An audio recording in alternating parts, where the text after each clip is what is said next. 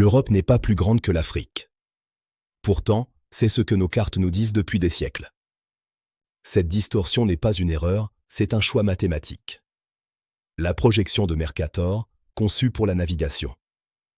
En 1569, Gérard du Mercator crée cette carte pour aider les marins à tracer des caps constants. Mais le prix à payer est lourd, plus on s'éloigne de l'équateur, plus la taille des terres est exagérée. Regardez le Groenland. Il semble aussi grand que l'Afrique. En réalité, il est 14 fois plus petit. La Russie semble titanesque, couvrant tout le nord. Mais l'Afrique est presque 2 fois plus vaste en superficie. Le Canada, immense sur nos murs, ne couvre qu'une fraction de la surface du continent africain. L'Afrique est si grande qu'elle peut contenir les États-Unis, la Chine, l'Inde et presque toute l'Europe combinée. 30 millions de kilomètres carrés.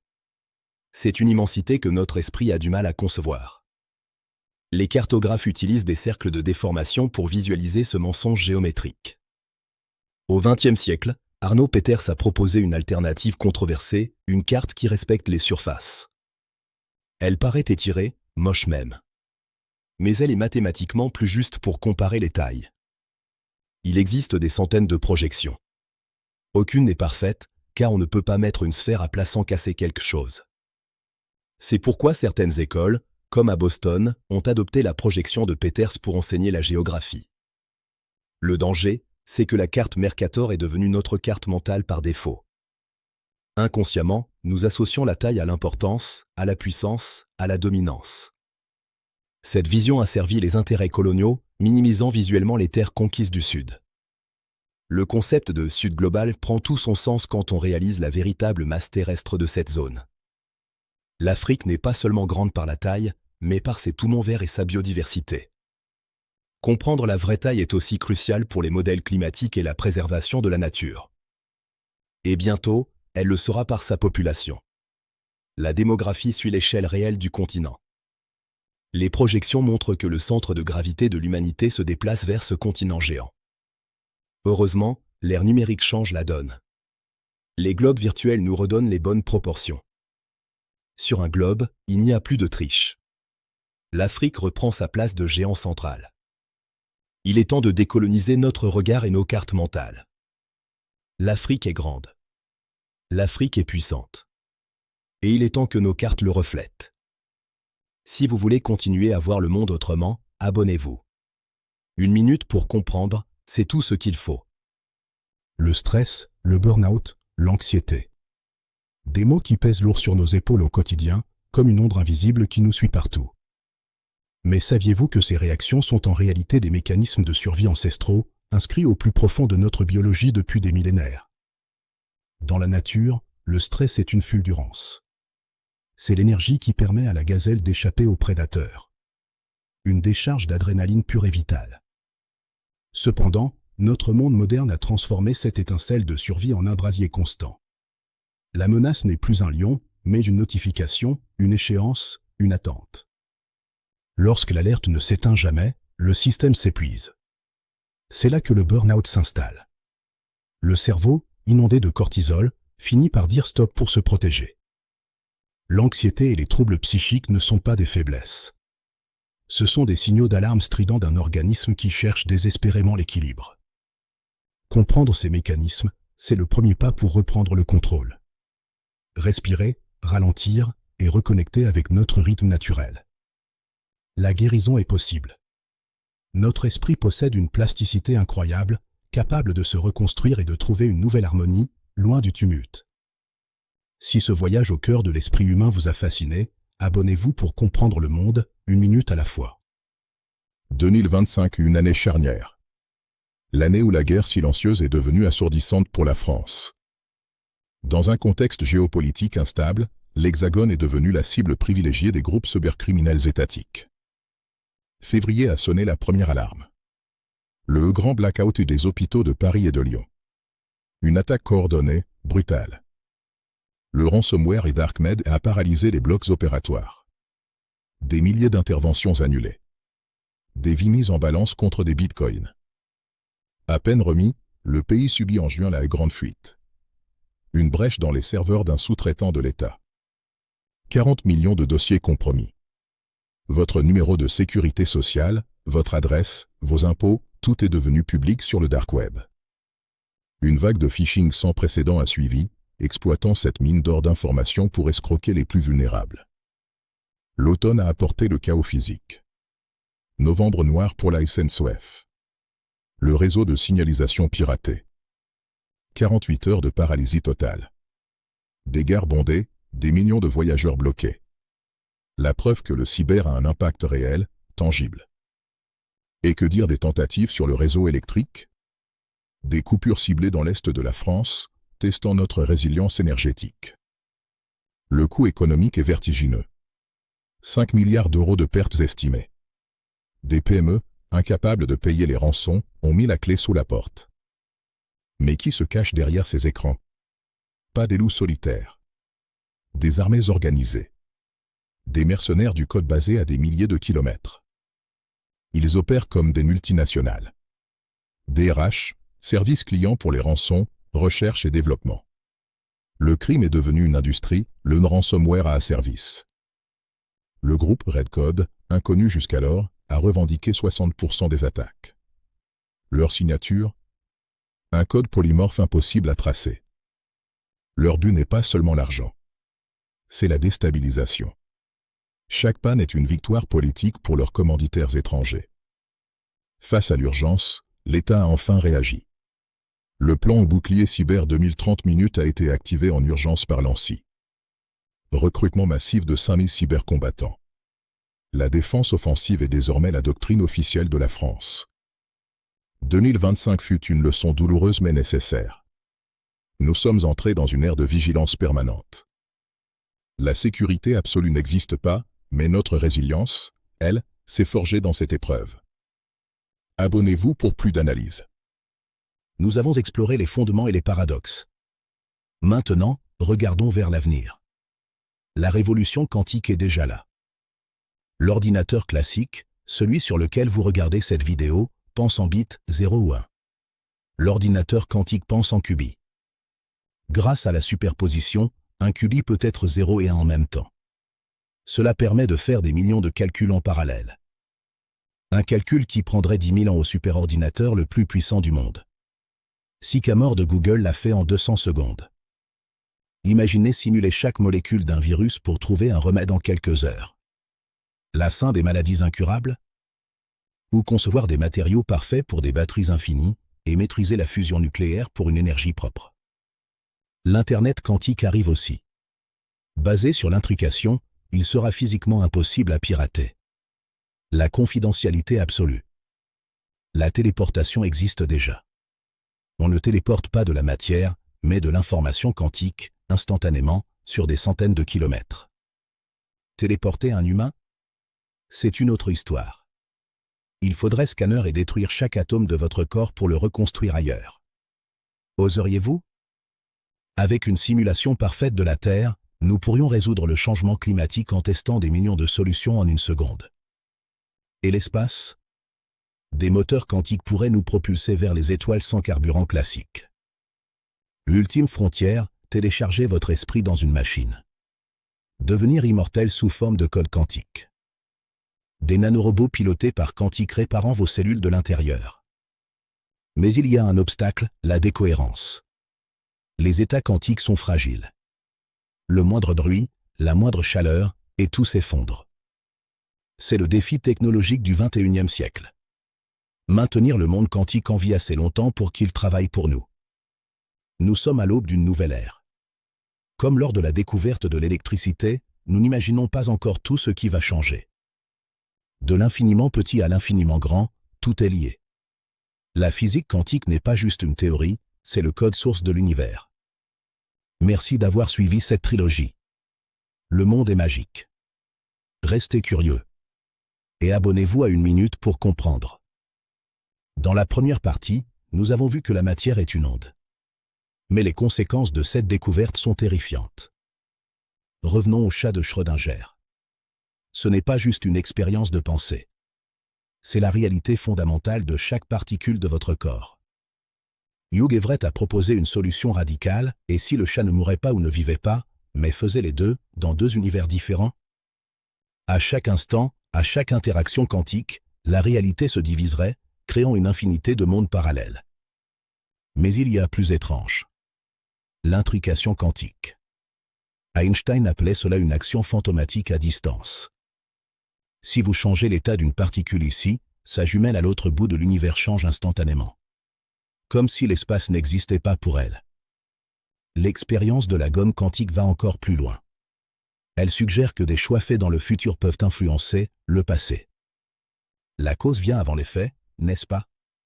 En quantique, cette règle absolue semble pouvoir être violée. Il existe même une théorie sombre, l'immortalité quantique. Si le multivers existe, votre conscience survit-elle toujours dans la branche où vous ne mourrez pas? Tout cela semble théorique. Pourtant, les oiseaux utilisent l'intrication pour migrer. Nos enzymes l'utilisent pour nous maintenir en vie. Roger Penrose pense même que la conscience humaine elle-même pourrait être un phénomène quantique. Le vide n'est pas vide. Il bouillonne d'énergie virtuelle. Vous êtes fait de 99% de vide, mais ce vide est plein d'activité. Il y a aussi les faits et non quantiques. Si vous observez un système en continu, il se fige. Le temps s'arrête pour lui. Mais qui observe l'observateur? C'est le paradoxe de l'ami de Wigné. La réalité existe telle sont nous? Si l'univers est pixelisé et probabiliste, vivons-nous dans une simulation informatique?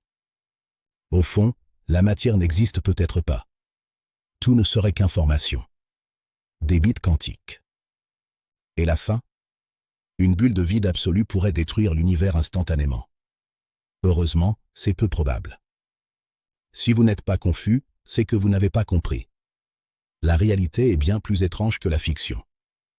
Dans la dernière partie, nous verrons comment nous allons maîtriser cette folie avec les ordinateurs quantiques. Abonnez-vous. Imaginez un monde où les règles de la réalité telles que vous la connaissez n'existent plus. Bienvenue dans l'infiniment petit. C'est ici, au cœur de la matière, que règne la physique quantique. Un univers fascinant qui défie notre logique quotidienne. Pour comprendre cette échelle, si un atome était de la taille d'une pomme, cette pomme serait aussi grande que la Terre entière.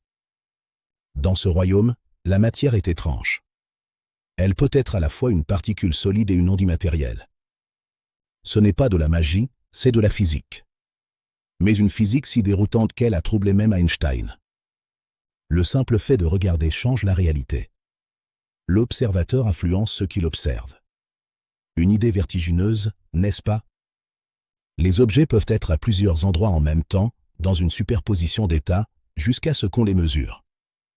Et deux particules peuvent être liées à travers l'univers, réagissant instantanément l'une à l'autre, plus vite que la lumière. Ces concepts bizarres ne sont pas que de la théorie. Ils sont la base de nos lasers, de nos IRM et des futurs ordinateurs quantiques. Nous ne faisons qu'effleurer la surface de ce monde invisible qui compose tout ce que nous sommes. Mais ce n'est que le début. La mécanique quantique a encore bien des secrets à nous révéler. Pour aller plus loin, il faut remonter aux origines. Tout a commencé avec Max Planck et Albert Einstein. Ils ont découvert que l'énergie n'est pas continue, mais circule par petits paquets, les quantas.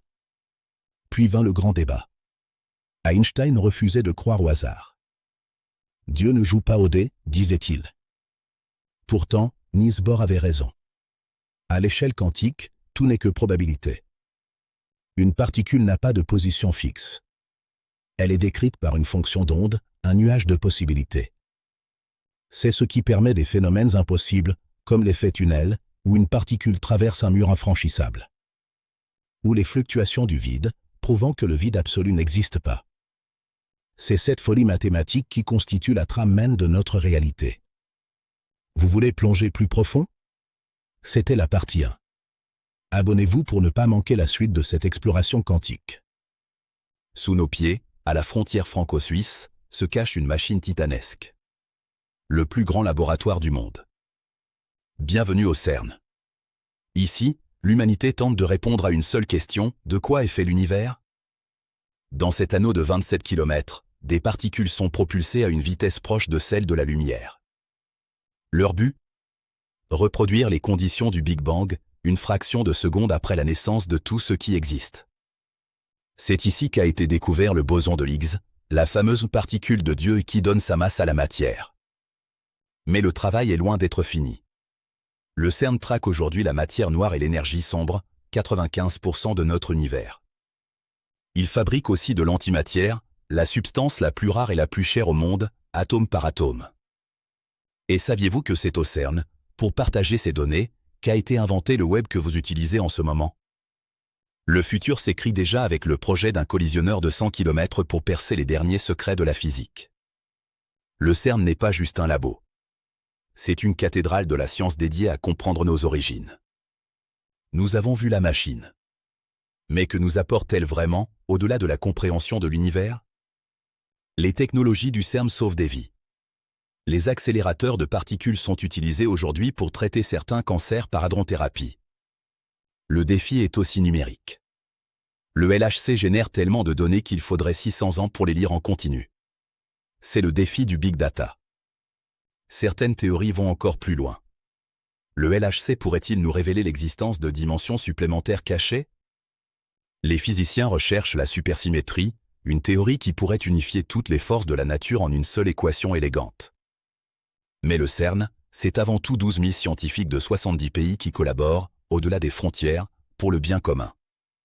De la médecine à l'informatique quantique, ce qui se découvre ici façonnera le monde de demain.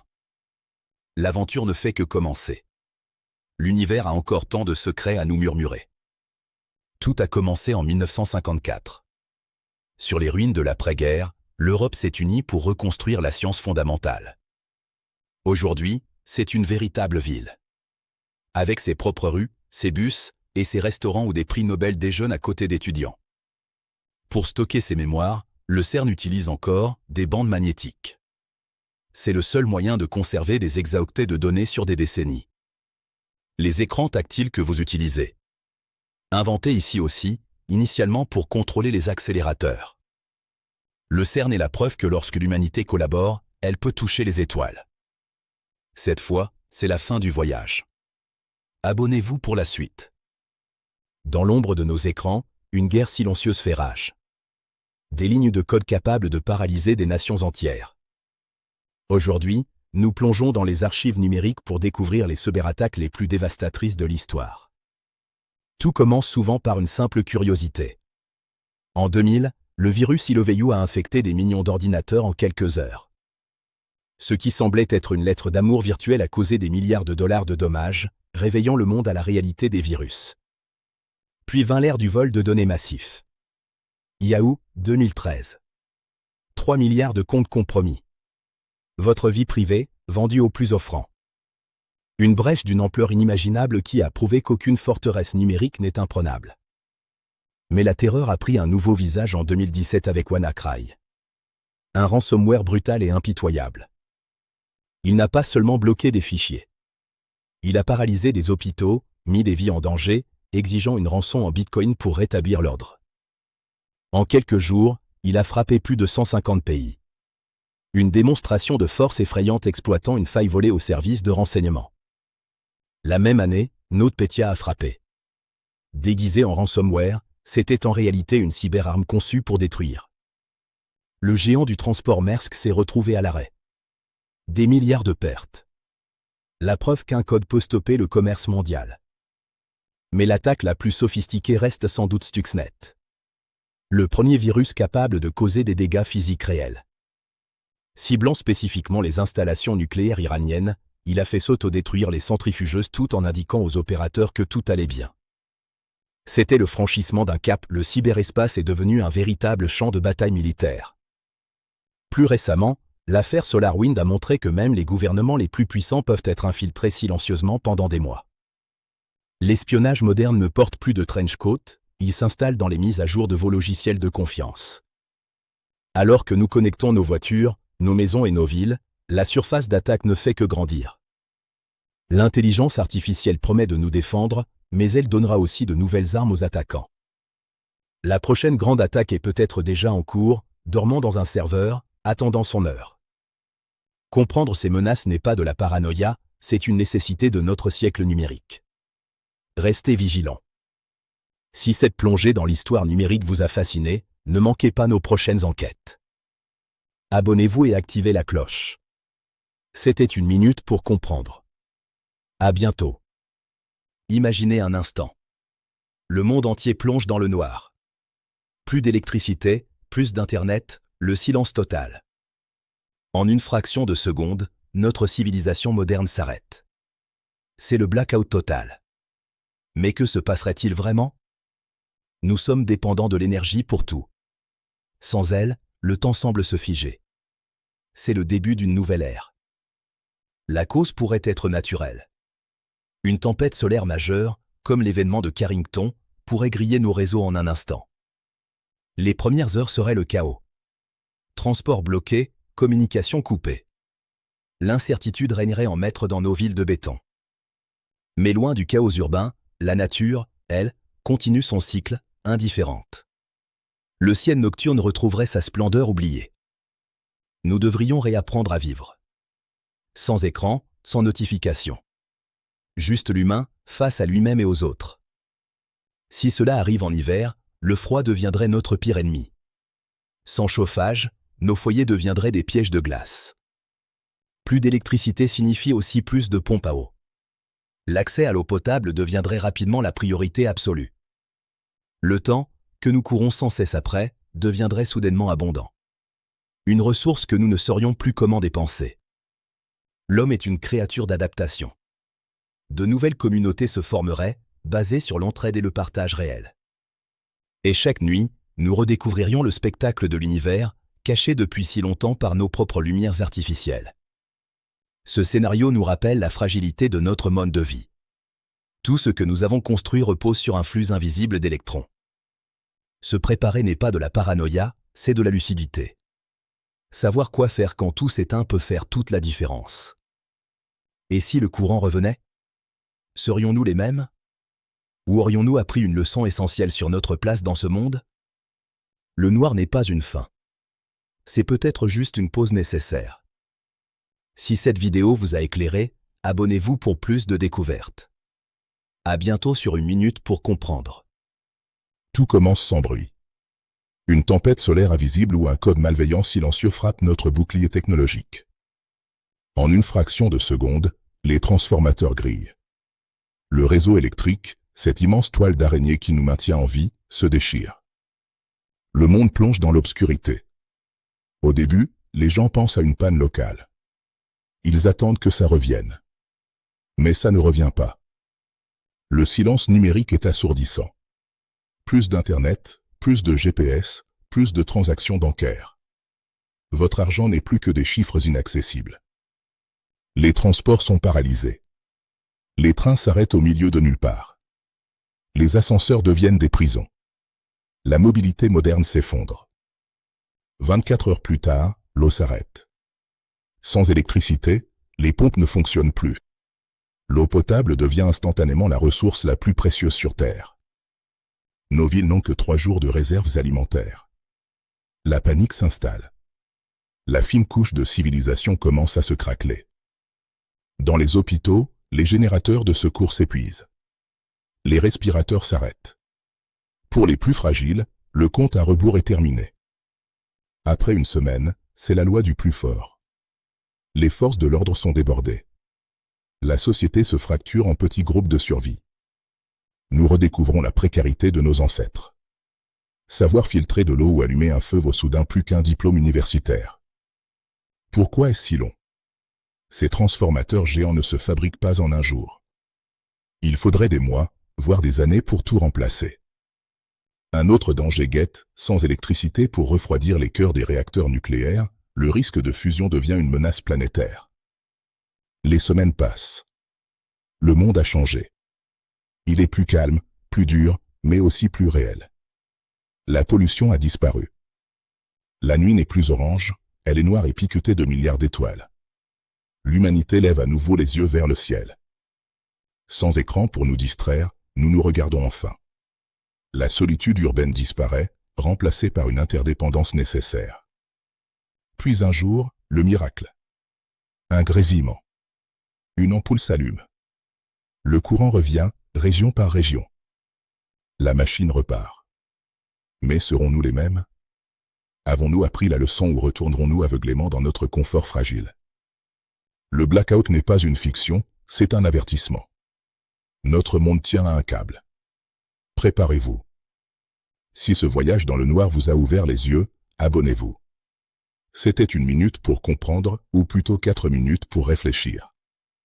Tout ce que tu vois dans le ciel fait partie d'une galaxie. Mais sais-tu vraiment ce qu'est une galaxie et combien il en existe dans l'univers? Pour faire simple, une galaxie est une gigantesque collection d'étoiles, de gaz, de poussière et de matière noire. Tout cela tient ensemble grâce à la gravité. C'est comme une île cosmique flottant dans le vide infini de l'espace. Les plus petites, les galaxies naines, contiennent quelques millions d'étoiles. Les géantes, elles, en abritent des milliers de milliards. Mais attention, elles ne se ressemblent pas toutes. Les astronomes les classent en plusieurs catégories. Les plus connues, comme la nôtre, sont les galaxies spirales, des disques plats avec des bras majestueux qui tournent autour d'un noyau central. Il y a aussi les galaxies elliptiques. Elles ressemblent à des ballons de rugby géants et sont souvent composées d'étoiles très anciennes. Et enfin, les irrégulières, chaotiques, sans forme définie, souvent déformées par la gravité de leurs voisines. Parlons de notre maison. La Voie lactée. C'est une spirale barrée, une ville d'étoiles gigantesques. Notre Soleil n'est qu'une des 200 milliards d'étoiles qui la composent. Nous sommes situés sur un petit bras, en banlieue galactique. Et en son centre, comme dans la plupart des galaxies, se cache un monstre, un trou noir supermassif, Sagittarius A étoile. Mais l'univers n'est pas figé. Les galaxies voyagent, dansent, et parfois, elles entrent en collision. Dans environ 4 milliards d'années, la Voie lactée percutera sa voisine, Andromède. Elles fusionneront pour créer une nouvelle galaxie géante. Alors, face à tout cela, combien y a-t-il de galaxies au total? Pendant longtemps, on a pensé à 100 milliards. Mais les estimations récentes parlent de 2000 milliards de galaxies dans l'univers observable. C'est un chiffre qui donne le vertige. Chacune est un monde à part, avec ses propres histoires. La prochaine fois que tu regarderas le ciel, souviens-toi de l'immensité qui nous entoure. Tout commence par un matin comme les autres. Le soleil se lève, la ville s'éveille, inconsciente du destin qui l'attend. Les gens vivent leur vie, pressés, joyeux ou fatigués. Personne ne regarde le ciel. Personne ne se doute de rien. Mais là-haut, un objet solitaire chute en silence. Une merveille d'ingénierie vouée à la destruction totale. À l'intérieur, des circuits s'activent. Une série d'événements précis à la nanoseconde s'enclenche. D'abord, une implosion. Des explosifs compriment le cœur de plutonium jusqu'à ce qu'il atteigne une densité critique. C'est alors qu'un seul neutron est propulsé. Il frappe un noyau d'atomes. La barrière est rompue. Une réaction en chaîne exponentielle démarre. Chaque atome brisé en brise d'autres. La matière devient énergie. En 1 millionième de seconde, le cœur de la bombe atteint une température de 100 millions de degrés. Tout devient plasma. Avant même la lumière visible, une bouffée de rayons X mortels est libérée, chauffant l'air jusqu'à l'incandescence. Puis, le flash. Plus brillant que 1000 soleils, il aveugle les capteurs et grave les ombres sur les murs. Vient ensuite la chaleur thermique. Un souffle brûlant qui enflamme instantanément tout ce qu'il touche sur des kilomètres. Une sphère de feu grandit, avalant le centre-ville. Rien ne peut résister à cette température solaire. L'air, repoussé violemment, forme un mur invisible, l'onde de choc. Elle se déplace plus vite que le son. Elle frappe avec la force d'un ouragan concentré. Le béton se fissure, l'acier plie, la ville s'effondre. Après le souffle, le vide. L'air est aspiré brutalement vers le centre pour combler le trou béant laissé par l'explosion.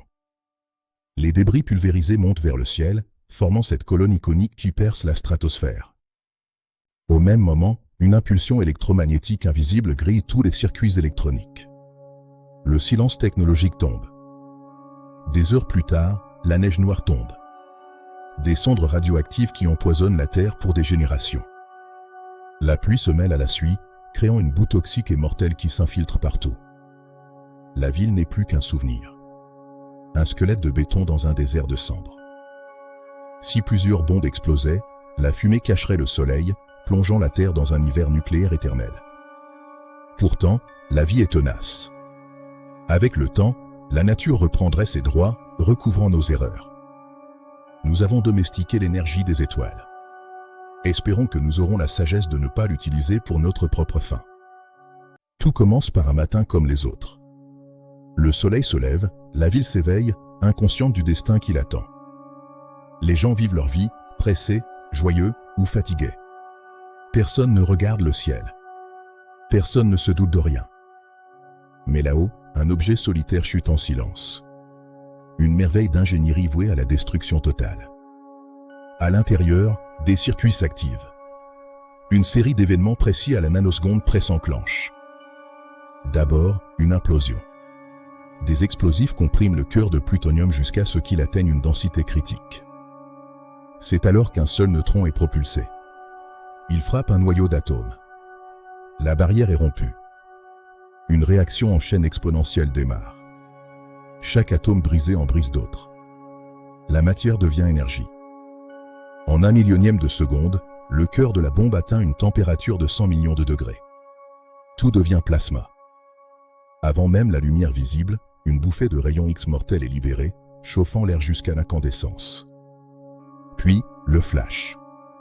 Plus brillant que 1000 soleils, il aveugle les capteurs et grave les ombres sur les murs. Vient ensuite la chaleur thermique. Un souffle brûlant qui enflamme instantanément tout ce qu'il touche sur des kilomètres. Une sphère de feu grandit, avalant le centre-ville. Rien ne peut résister à cette température solaire. L'air, repoussé violemment, forme un mur invisible, l'onde de choc. Elle se déplace plus vite que le son. Elle frappe avec la force d'un ouragan concentré. Le béton se fissure, l'acier plie, la ville s'effondre. Après le souffle, le vide. L'air est aspiré brutalement vers le centre pour combler le trou béant laissé par l'explosion. Les débris pulvérisés montent vers le ciel, formant cette colonne iconique qui perce la stratosphère. Au même moment, une impulsion électromagnétique invisible grille tous les circuits électroniques. Le silence technologique tombe. Des heures plus tard, la neige noire tombe. Des cendres radioactives qui empoisonnent la Terre pour des générations. La pluie se mêle à la suie, créant une boue toxique et mortelle qui s'infiltre partout. La ville n'est plus qu'un souvenir. Un squelette de béton dans un désert de cendres. Si plusieurs bombes explosaient, la fumée cacherait le soleil, plongeant la Terre dans un hiver nucléaire éternel. Pourtant, la vie est tenace.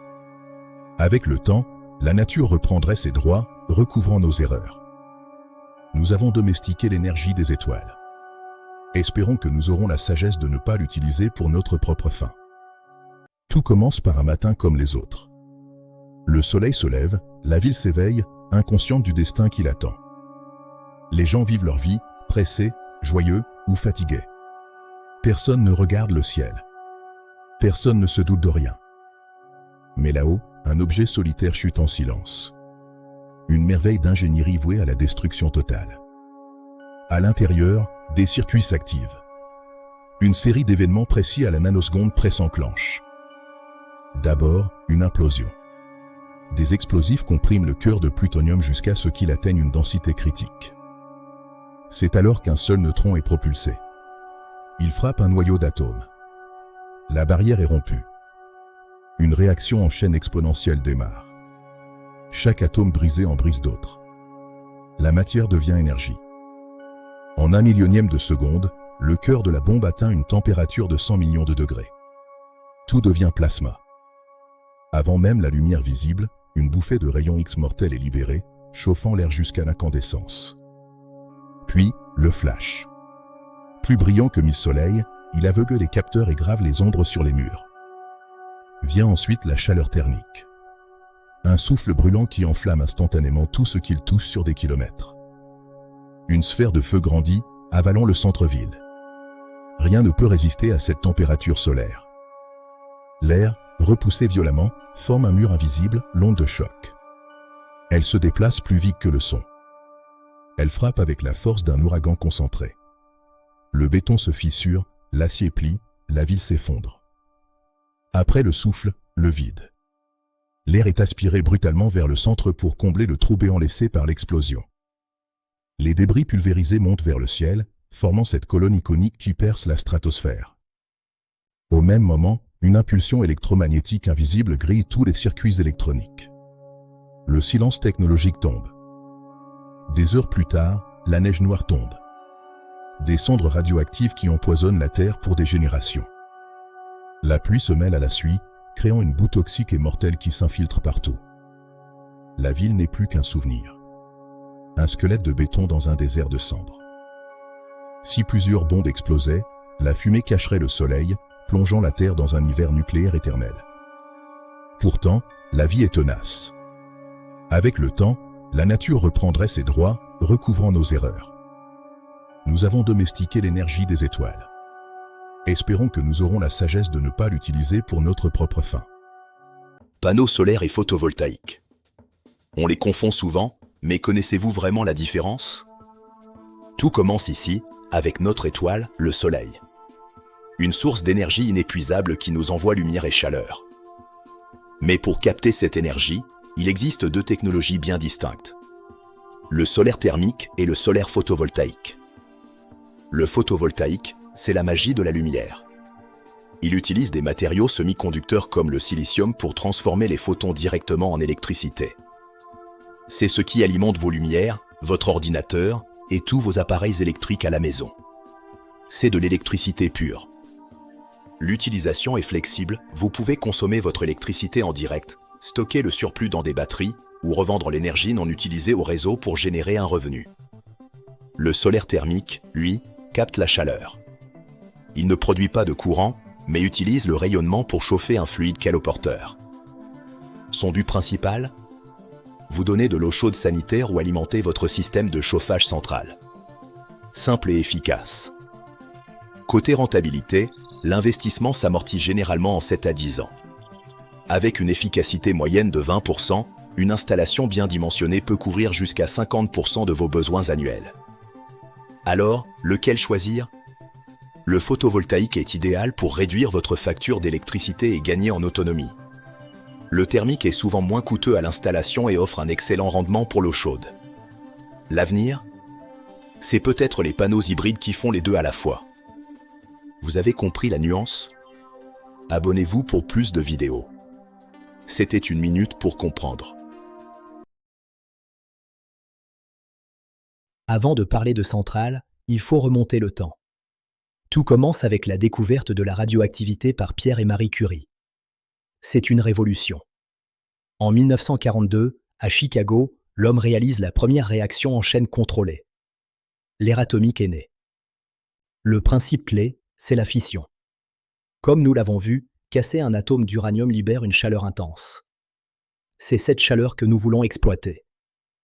Dans le cœur du réacteur, des milliers de crayons de combustible contiennent l'uranium. La réaction en chaîne chauffe l'eau du circuit primaire à plus de 300 degrés. Tout est maintenu sous pression pour empêcher l'ébullition immédiate. Cette eau chaude transmet sa chaleur à un second circuit, créant de la vapeur. C'est cette vapeur qui fait tourner les turbines géantes couplées aux alternateurs. C'est exactement le même principe qu'une dynamo de vélo, mais à l'échelle d'une nation. Mais la technologie évolue. On voit apparaître les SMR, de petits réacteurs modulaires. Plus compacts, fabriqués en usine et plus sûrs, ils pourraient bientôt alimenter des villes isolées ou des sites industriels, rendant le nucléaire plus flexible. Au-delà de la technique, c'est un enjeu stratégique. Pour un pays sans pétrole, le nucléaire offre une indépendance énergétique vitale, réduisant la dépendance aux importations de combustibles fossiles instables. C'est aussi une arme climatique massive. En produisant une électricité bas carbone en continu, le nucléaire complète les énergies renouvelables intermittentes comme l'éolien ou le solaire. Le revers de la médaille, ce sont les déchets à haute activité. Il faut les isoler de la biosphère pendant des millénaires, souvent en stockage géologique profond. Un héritage lourd pour les générations futures qui exige une responsabilité absolue. L'avenir sera peut-être la fusion, l'énergie des étoiles, sur laquelle les scientifiques travaillent avec le projet ITER. Si ça marche, ce sera une énergie propre et quasi infinie. L'histoire du nucléaire ne fait que commencer.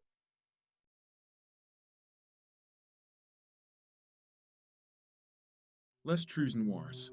CES monstres cosmiques fascinant elhumanite depuis de decennies. Mais que son ils frament, untrue noir est un region de l'espace, o la gravite est intense que reign, absolument reign, in put sen chapper, pomim la lumière, que est portant la chose la plus rapide de el universe. ILS nascent the la mort violeni dietoils géants. Lorsqu'on étoile trace massive epwith sun carbide, L esophandra sur el meme sous sun proper poids. Imagines comprimer la masse de notre soleil dans une sphère de seulement quelques kilomètres de diameter. C'est cette densité inouïe que crée leur formidable attraction gravitationnelle. Auteur du trou noir, Illinois y en frontière invisible appelée l'horizon de événements. C'est le point de non-retour. Une fois franchi, Illinois est impossible de revenir en arrière. Mais avant d'y atteindre ce point, la matière attirée tourne autour du trou noir à de vitesses folles, formant un disque d'accrétion brillant et extrêmement chaud. Contrairement aux XIDs reçus, les trous noirs n'y sont pas d'aspirateurs cosmiques qu'évalent tout sur leur passage sans distinction. Si notre soleil devenait soudainement un trou noir de mi-masse, la Terre n'y serait pas aspirée. Elle continuerait son orbite normalement, juste plongée dans le noir et le froid. Cependant, essayez-vous approcher trop près, les forces de marée deviendront terrifiantes. C'est ce qu'on appelle la spaghettification. La gravité à vos pieds serait tellement plus forte que votre tête que vous seriez attiré comme un long nuage au vent d'être absorbé. Il existe différents types de trous noirs. Les stellars, les diétoiles, et les supermassifs, que trônent au cœur de galaxies, y compris la nôtre. Au centre de la Voie lactée s'y trouvait Sagittarius et Asterisk, un géant de 4 millions de fois la masse du Soleil. Il est comme pour le moment, mais il est là. Le plus fascinant reste peut être l'effet sur le temps. Près d'un trou noir, le temps ralentit par rapport à un observateur lointain. Un heure passée près de l'horizon de événements pourrait équivaloir à des années, ou des siècles sur Terre. C'est la relativité d'Einstein in action. En 2019, el humanite a réussi l'impossible. Photographier l'ombre d'un trou noir pour la première fois, confirmant des décennies de théories. Les trous noirs sont les laboratoires ultimes de la physique. ILS défiant notre compréhension et gardant encore bien de secrets. Peut-être un jour, nous comprendrons ce que s'est passé vraiment en l'intérieur, au cœur de la singularité. Si ce voyage aux confins de l'univers vous a plu, n'oubliez pas de liker et de vous abonner pour ne pas rater nos prochaines explorations. L'éclair. Ce phénomène fascinant et terrifiant qui déchire le ciel lors des orages. Mais savez-vous vraiment ce qu'il est? C'est une décharge électrique géante. Une tentative brutale de la nature pour rétablir l'équilibre. Tout commence dans les nuages. Des particules de glace et d'eau s'entrechoquent, créant de l'électricité statique. Le bas du nuage se charge négativement, tandis que le sol devient positif. Une différence de potentiel énorme se crée. Quand l'air ne peut plus isoler cette énergie, elle craque. L'électricité traverse le ciel à une vitesse folle, c'est l'éclair. Et ce bruit assourdissant, c'est le tonnerre. Les retours de l'éclair chauffent instantanément et explosent. Un éclair peut atteindre 30 000 degrés Celsius. C'est 5 fois plus chaud que la surface du Soleil. Vous voyez l'éclair avant d'entendre le tonnerre car la lumière voyage beaucoup plus vite que le son. Tous les éclairs ne touchent pas le sol. La plupart restent cachés à l'intérieur des nuages ou sautent d'un nuage à l'autre. C'est un spectacle magnifique, mais mortel. Si vous comptez moins de 30 secondes entre l'éclair et le tonnerre, abritez-vous. Contrairement aux idées reçues, les pneus ne vous protègent pas. C'est la carrosserie métallique de la voiture qui agit comme une cage de Faraday. Et oui, la foudre peut tomber 2 fois au même endroit. L'Empire State Building est frappé des dizaines de fois par an. Mais l'éclair est aussi vital. Il aide à fixer l'azote dans le sol, un engrais naturel essentiel pour nos plantes et forêts. La nature est pleine de surprises électrisantes.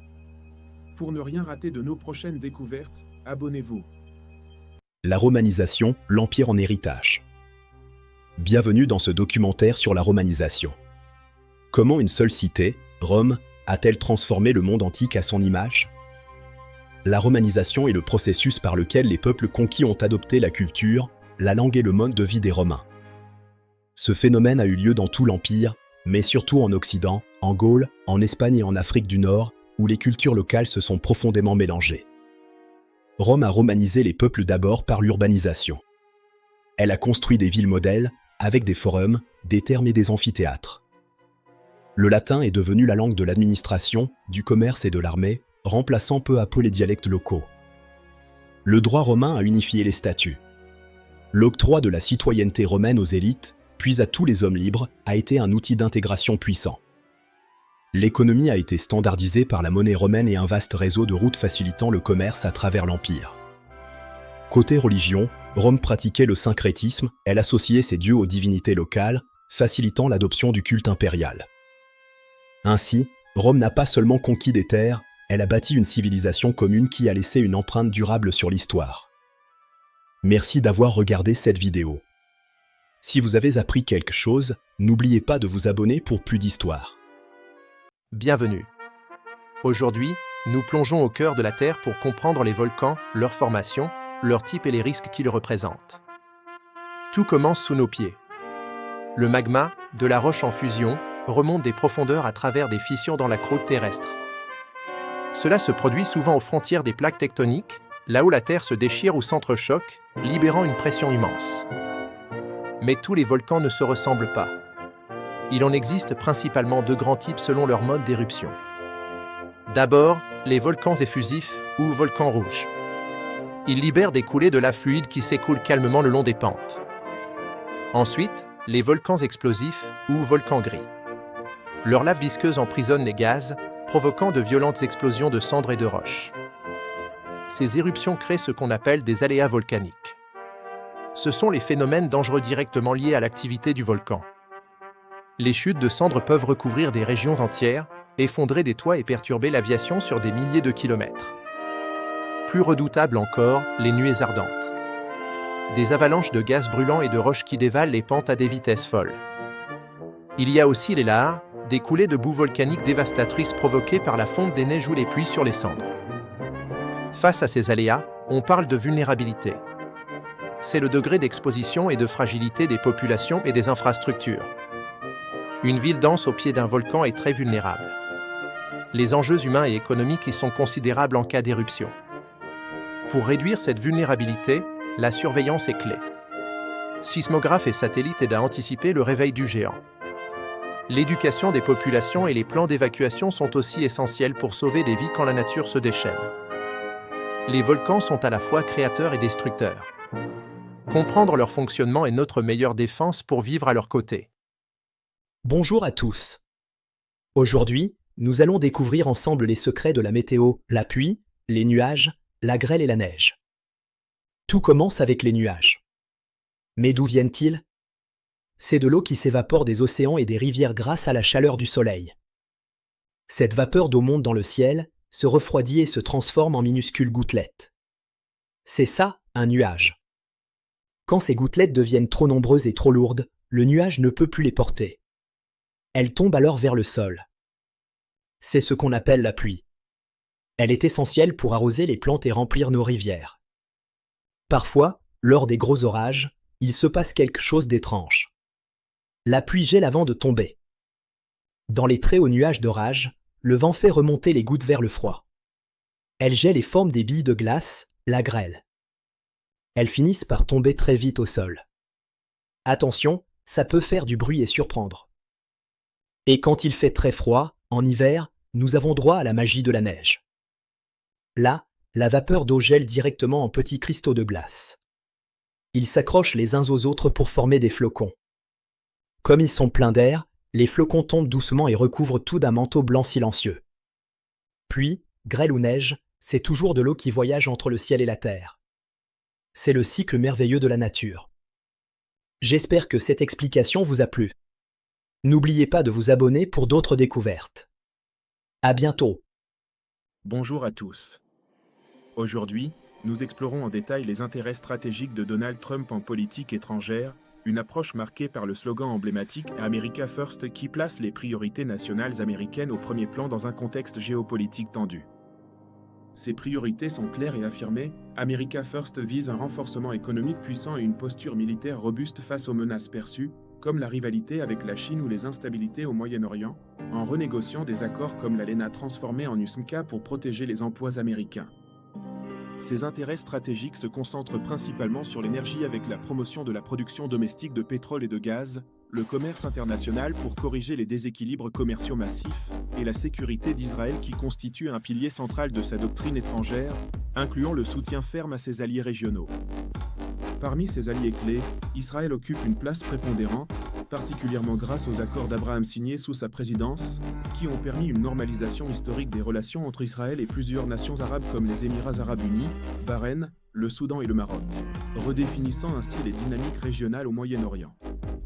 Les pays du Golfe, tels que l'Arabie saoudite et les Émirats, se sont unis contre la menace iranienne commune, tandis que les membres de l'OTAN, malgré les critiques virulentes de Trump sur leur faible contribution budgétaire, demeurent des partenaires stratégiques indispensables pour la sécurité collective européenne et transatlantique.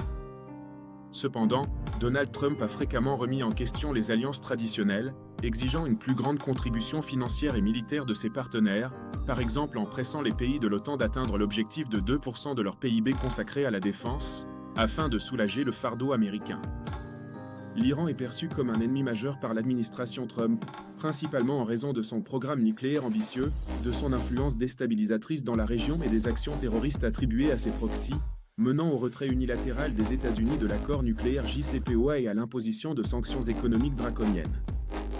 La Chine représente également une rivale économique et géopolitique de premier plan, avec des tensions persistantes sur les pratiques commerciales déloyales, la guerre commerciale initiée par des tarifs douaniers massifs, ainsi que sur la question sensible de Taïwan et les revendications expansionnistes en mer de Chine méridionale. Quant à la Russie, malgré des tentatives initiales de rapprochement personnel entre Trump et Poutine, elle reste une source de préoccupation majeure en raison de l'invasion de l'Ukraine, des allégations d'ingérence dans les élections américaines de 2016 et des cybermenaces persistantes contre les infrastructures occidentales. L'objectif stratégique global est de contenir efficacement ces influences rivales par un arsenal de sanctions économiques ciblées, le renforcement d'alliances fiables comme celle du Golfe et d'Israël, et une démonstration de force militaire pour dissuader toute agression potentielle contre les intérêts américains vitaux. Ces positions géopolitiques incarnent pleinement la primauté des intérêts américains sous l'ère Trump, souvent au détriment des accords multilatéraux traditionnels comme l'accord de Paris sur le climat ou les mécanismes de l'OMC, privilégiant un unilatéralisme résolu pour maximiser la puissance des États-Unis. Merci d'avoir regardé ce documentaire approfondi sur les dynamiques complexes et souvent controversées de la politique étrangère de Donald Trump, entre alliés solides, ennemis déclarés et une vision résolument America First. Abonnez-vous pour plus de contenu et dites-nous quel sujet géopolitique vous souhaitez que nous traitions ensuite. Savez-vous vraiment ce que les écrans font à votre cerveau? Écoutez bien. Des heures perdues, un monde virtuel qui vous aspire et vous coupe de la réalité. L'isolement s'installe. Les amis réels deviennent des pseudos. Les rires deviennent des émojis. Votre corps souffre. La fatigue visuelle, le manque de sommeil, l'énergie qui s'épuise. À l'école, la concentration chute. L'esprit est ailleurs. Toujours connecté au jeu. L'irritabilité monte, la frustration du jeu envahit la vie réelle. Est-ce que ça en vaut la peine? Mais il existe un autre monde. Un monde réel, vibrant, juste là, dehors. Remplacez la manette par un ballon. Sentez l'adrénaline du sport, la vraie compétition. Évadez-vous dans des histoires, mais celles qui nourrissent votre esprit au lieu de l'abrutir. Créez quelque chose de vos mains. L'art, la musique, le bricolage. Soyez fiers de ce que vous faites. Retrouvez vos amis, les vrais regards, les vrais sourires, les connexions humaines authentiques. Passez du temps avec votre famille. Ces moments sont précieux et ne reviendront pas. Explorez. La nature est le graphisme le plus haute définition qui soit. Apprenez une nouvelle compétence. Devenez meilleur, jour après jour, dans la vraie vie. Retrouvez un sommeil réparateur.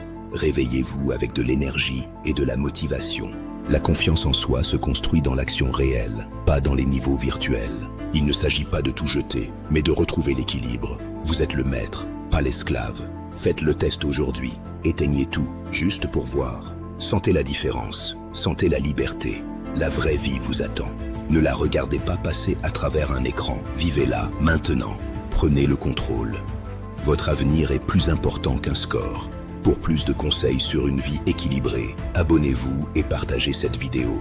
Au revoir.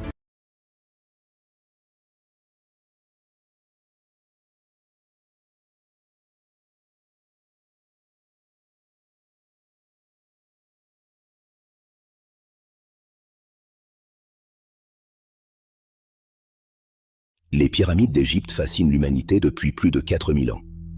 Parmi elles, la plus célèbre est la Grande Pyramide de Gizeh. Elle a été construite vers 2600 avant notre ère. À l'époque, l'humanité ne connaissait ni l'électricité, ni le fer, ni les machines modernes. Et pourtant, cette pyramide est composée de plus de 2 millions de blocs de pierre, dont certains pèsent plus de 2 tonnes. Comment une civilisation ancienne a-t-elle pu accomplir un tel exploit?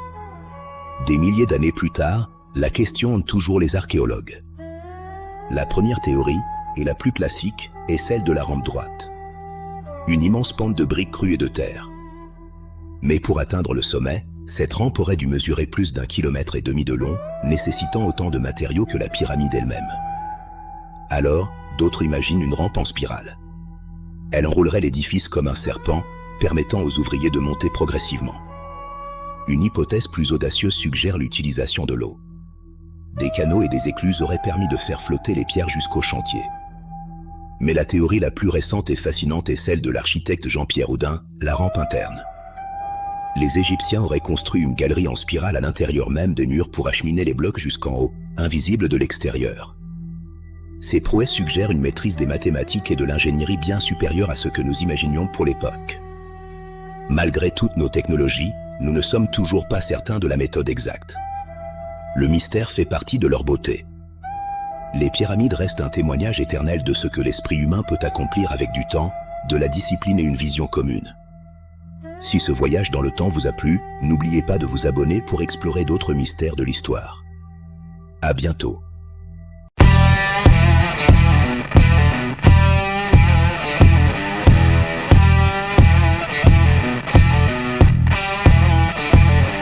Bienvenue sur Le saviez-vous vraiment?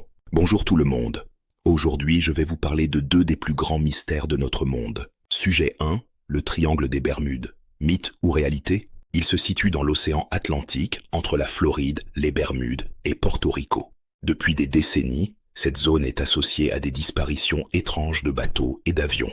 Des navires auraient été retrouvés abandonnés, sans équipage, sans message de détresse. Des avions auraient disparu des radars, comme s'ils s'étaient volatilisés. Très vite, les théories se multiplient. Certains parlent de forces surnaturelles, d'extraterrestres ou de portails vers une autre dimension. Mais que dit la science? En réalité, c'est l'une des zones maritimes les plus fréquentées au monde. Des milliers de navires y passent chaque année sans incident. Cette région est connue pour une météo extrêmement changeante, des tempêtes soudaines et des courants marins très puissants. Autre élément, le champ magnétique y est instable, ce qui peut perturber les instruments de navigation. La plupart des disparitions s'expliquent par des erreurs humaines, la météo ou des récits exagérés par les médias. Alors, le triangle des Bermudes est-il vraiment dangereux ou simplement victime de sa réputation? Sujet 2. La zone 51. Que cache vraiment cet endroit secret? La zone 51 est sans doute la base militaire la plus célèbre au monde. Elle se situe dans le désert du Nevada. Pendant des décennies, le gouvernement américain a nié son existence. Ce silence a nourri l'imaginaire collectif. Certains affirment que la zone 51 abrite des ovnis, des extraterrestres ou des technologies venues d'ailleurs. Mais que se passe-t-il réellement derrière ces portes fermées? Officiellement, c'est une base pour tester des avions expérimentaux et des technologies de défense. Dans les années 50 et 60, des avions espions y ont été développés, volant très haut et très vite. Résultat, de nombreux témoins ont cru observer des objets volants non identifiés. Ce n'est qu'en 2013 que le gouvernement a reconnu son existence, mais de nombreuses informations restent classifiées. Alors, la zone 51 cache-t-elle encore des secrets? Ou est-elle simplement victime de notre fascination pour l'inconnu? Abonne-toi et active la cloche si tu aimes comprendre le monde. Vraiment. À la prochaine.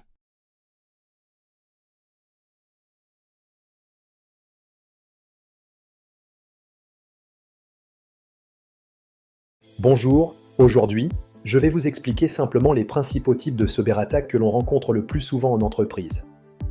L'objectif n'est pas de faire peur, mais de comprendre les risques pour mieux s'en protéger. Avec la digitalisation, les entreprises utilisent de plus en plus des emails, des outils collaboratifs, des serveurs et des accès à distance. Cela facilite le travail, mais augmente aussi la surface d'attaque pour les cybercriminels. Voyons les menaces les plus courantes. 1. Les virus informatiques. Un virus est un programme malveillant qui s'attache à un fichier ou à un logiciel légitime. Il se propage lorsque l'utilisateur ouvre le fichier infecté. Conséquences, ralentissement, corruption de fichiers, dysfonctionnement. 2. Les vers. Ils sont plus dangereux car ils se propagent seuls, sans action de l'utilisateur, en exploitant des failles réseau. Ils peuvent saturer le réseau et se propager très vite dans toute l'entreprise. Les pare-feux sont essentiels ici. 3. Les chevaux de Troie. Il se fait passer pour un logiciel légitime. Vous pensez installer un programme normal, mais c'est un malware. Il peut ouvrir une porte dérobée et donner un accès à distance à l'attaquant. Très fréquent via des logiciels piratés. 4. Les keyloggers. C'est un logiciel espion qui enregistre tout ce que vous tapez au clavier. Mots de passe, email, accès bancaire. C'est extrêmement dangereux car souvent invisible pour l'utilisateur. 5. Les ransomware. C'est l'attaque la plus redoutée. Il chiffre toutes les données et demande une rançon. Arrêt de l'activité, perte de données. Et attention, payer la rançon ne garantit jamais la récupération des données. 6. Le phishing. Basé sur la tromperie, l'attaquant envoie un email semblant venir de votre banque ou de la direction. L'objectif est de voler vos identifiants ou de vous faire cliquer sur un lien. C'est la première cause d'infection en entreprise. 7. Les spyware. Ils espionnent votre activité et collectent vos habitudes et données personnelles sans votre consentement. Pourquoi ces attaques fonctionnent ? Mots de passe faibles, manque de mise à jour. L'humain joue un rôle clé. Pour se protéger, antivirus professionnel, sauvegarde régulière, mise à jour automatique et authentification multifactorielle. Les cyberattaques évoluent, mais les comprendre est la première étape. La cybersécurité est un investissement pour votre activité. Merci et à bientôt.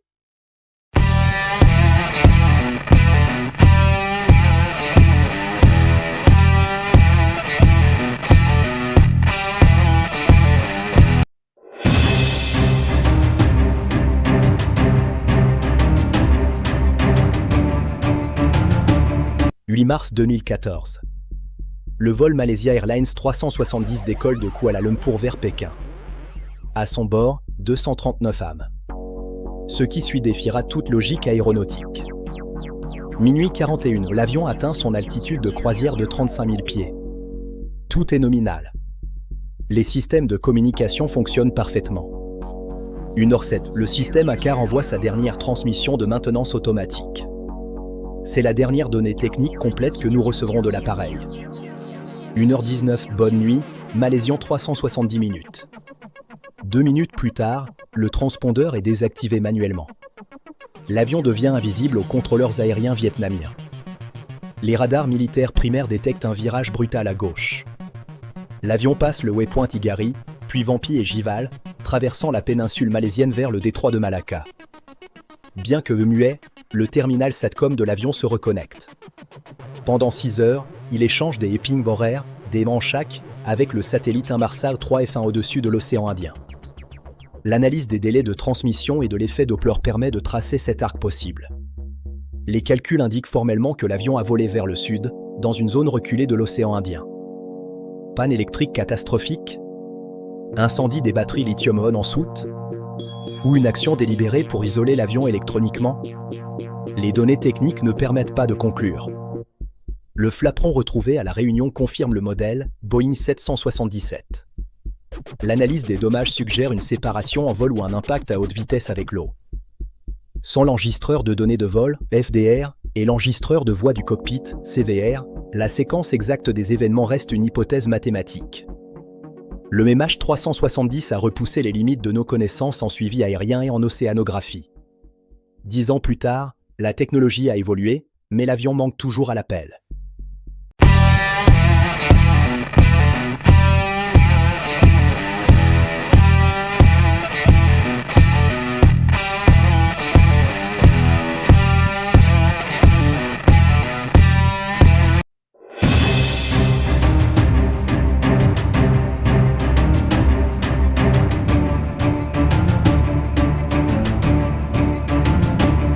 Certaines histoires défient toute explication.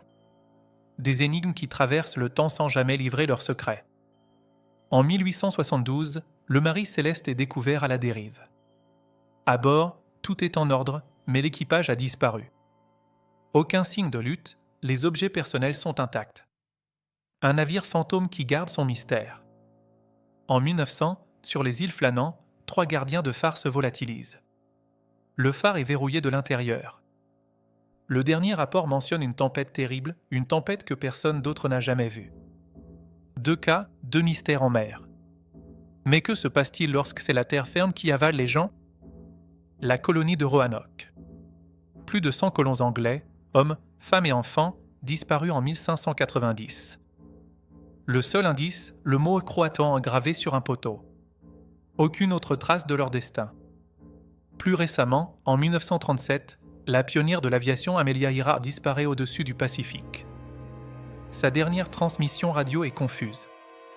Malgré des recherches massives, son avion ne sera jamais retrouvé. Des individus, des groupes, des colonies entières effacées de l'histoire. Mais comment ? Les théories sont nombreuses, phénomènes naturels, actes criminels ou même des hypothèses plus extraordinaires. Le triangle des Bermudes est souvent évoqué, une zone maudite où la navigation semble perdre tout sens. Ces histoires nous rappellent une vérité humble, malgré toute notre technologie, nous sommes loin de tout maîtriser. Le monde reste un lieu plein de mystères et certaines questions sont peut-être destinées à rester sans réponse.